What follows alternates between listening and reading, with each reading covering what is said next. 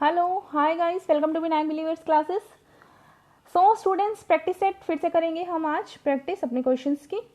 सो without wasting time हम start करते हैं हमारा आज का प्रैक्टिस सेट। और जो बच्चे मेरे टेलीग्राम ग्रुप पर जुड़ना चाहते हैं ज्वाइन कर सकते हैं। टेलीग्राम का लिंक मैं डाल दूंगी डिस्क्रिप्शन में, वहाँ पर आप आकर इस प्रैक्टिस के साथ साथ आप क्विज भी ज्वाइन कर सकते हैं। Okay, so thank you so much for your support and let's start the practice set.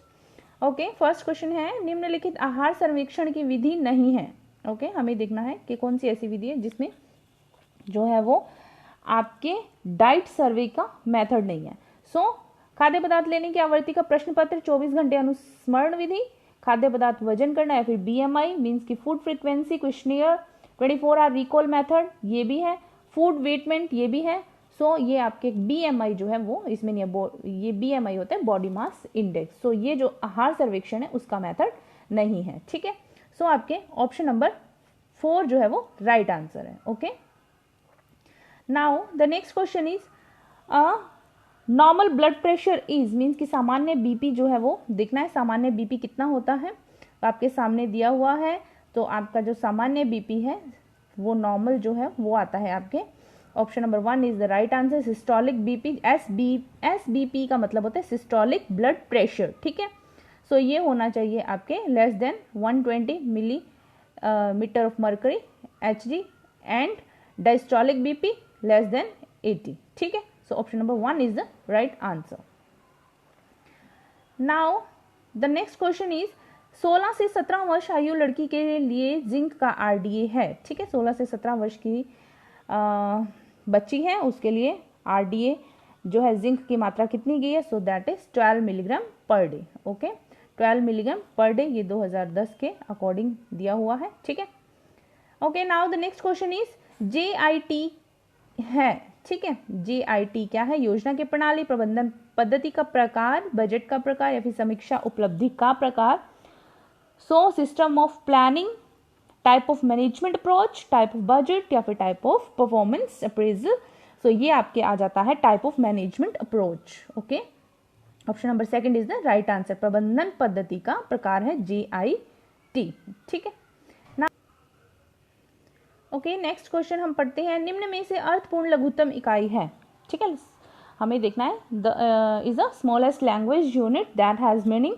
So morpheme, phoneme, syntax या फिर सिमेंटेक्स। सो आपके इसके अंदर जो स्मॉलेस्ट यूनिट है वो है आपके मॉर्फिम। ठीक है, अर्थपूर्ण लघुत्तम इकाई जिसको कि स्मॉलेस्ट लैंग्वेज यूनिट बोला जाता है that is morphine.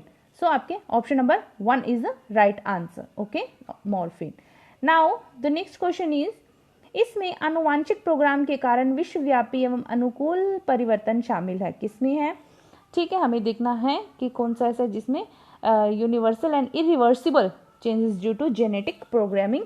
So pragmatism, secondary ageing, imaginary audience या फिर सेंसेस। सो आपके इसके अंदर जो आता है आनुवांशिकी प्रोग्राम के कारण विश्वव्यापी एवं अनुकूल परिवर्तन में शामिल है वो है आपके senses. Option number 4 is the right answer. Now the next question is, रंग जिसको सूती कपड़ों की तरफ आकर्षण नहीं होता। ओके, ऐसा कौन सा कलर है जिसको कि कॉटन जो है वो अपनी तरफ आकर्षण नहीं करता? ठीक है, सो वो है आपके बेसिक रंग, रिएक्टिव, सल्फर या फिर vat. So that is basic dyes. Okay, basic रंग। ठीक है, option number 1 is the right answer. Now the next question is, छितराने वाले एजेंट का कार्य है। ठीक है, छितराने वाले एजेंट को बोलते हैं डिस्पर्सिंग एजेंट। ठीक है, इंग्लिश में बोलते हैं डिस्पर्सिंग एजेंट, जिसको झाग को बनने देना, रंगने की गति बढ़ाना, कपड़े को एक समान भिगोना या फिर पिंड बनने से रोकना।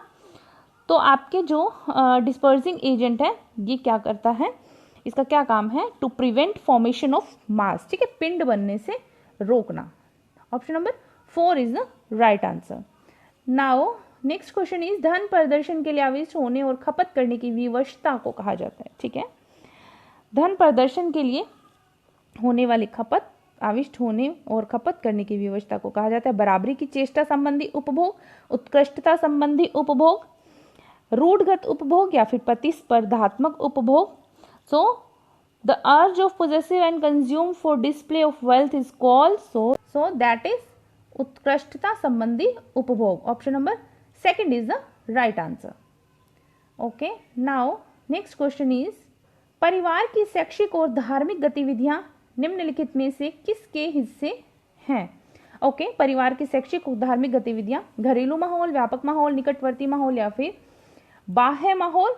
सो ये आपकी आ जाती है नियर एनवायरमेंट। ओके, निकटवर्ती माहौल जिसको बोला जाता है। Option number second is the right answer.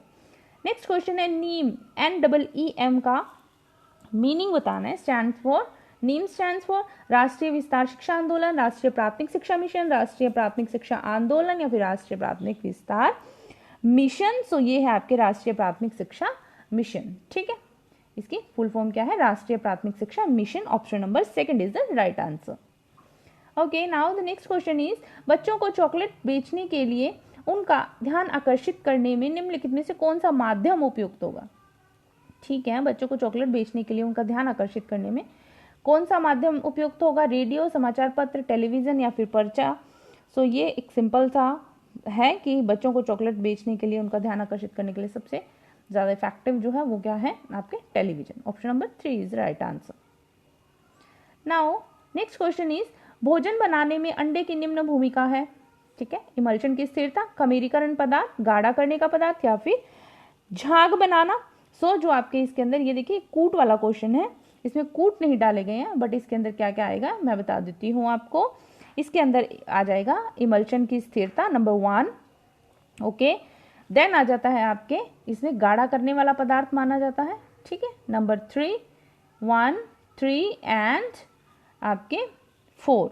ठीक है, तो ये क्या है? इमल्शन की स्थिरता, गाढ़ा करने का पदार्थ और झाग बनाना, ये 3 काम अंडे के आ जाते हैं, खमीरीकरण पदार्थ नहीं है। ठीक है, फर्स्ट 3 और 4 ये जो है ये 3 राइट है कूट में, फर्स्ट 3 और 4। ओके, नेक्स्ट क्वेश्चन है वनस्पति अन्य पदार्थ में प्रतिपोषक घटक होते हैं। ठीक है, वनस्पति जो पदार्थ होते हैं anti nutritional factors present in foods of plants origin are so phytochemical, trypsin inhibitor, tannin, antioxidants, phytates. So इसके अंदर आपके आ जाता है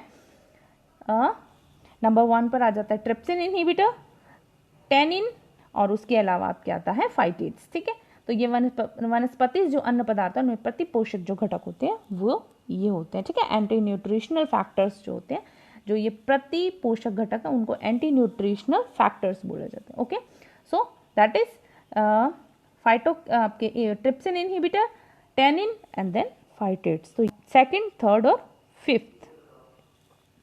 चलिए, now the next question is okay 5 वर्ष के बच्चों में सैम का नैदानिक जो आधार है निम्नलिखित है। सो वो हमें देखना है सैम का नैदानिक जो आधार है वो क्या है? वो है आपके ऊंचाई के लिए वजन 3sd। ठीक है, ऊंचाई के लिए वजन 3sd और उसके अलावा MUAC 115 मिमी से कम। ठीक है, MUAC। ठीक है, ये सैम है, SAM बोला जाता है इसको, सैम।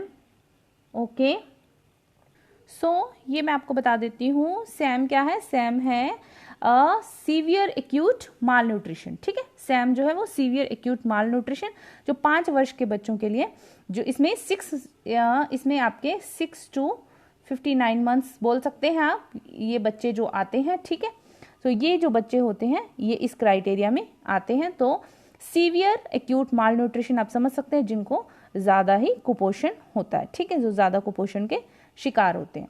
सो इसे सैम की ये फुल फॉर्म है, पूछा जा सकता है। सो ध्यान रखिएगा, सीवियर एक्यूट माल न्यूट्रिशन।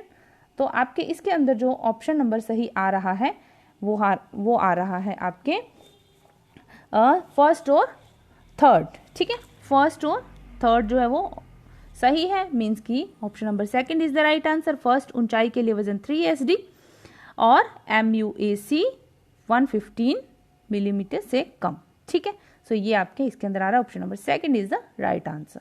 ओके, सो स्टूडेंट ये था हमारा आज का वीडियो, आज की practice set.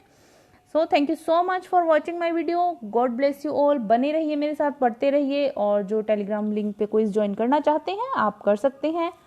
Okay, thank you so much, bye.